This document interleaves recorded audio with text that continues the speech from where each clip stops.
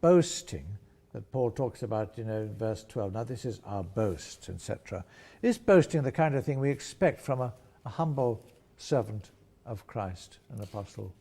Yeah, because reading Paul's writings about himself in 2 Corinthians, kind of totally strange to the behavior of the whole man in terms of how he talks about him being a slave of Christ in Romans and so on. But I think here's a situation where his true humility is demonstrated in saying, look, this is our track record.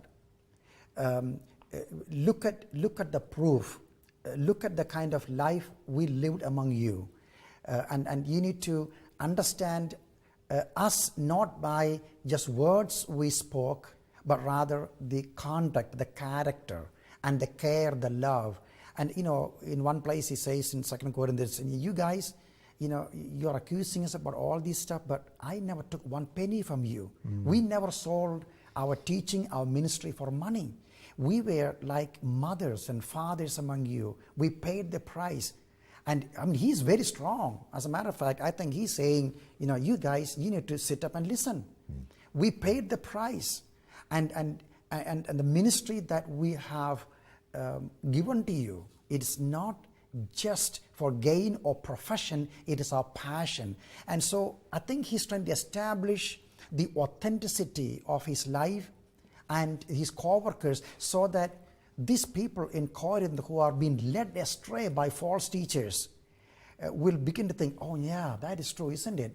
Paul, his life, it was not like these guys who comes from 5-star hotels and in limousines and says how much money you're going to give me and all this stuff. He was different.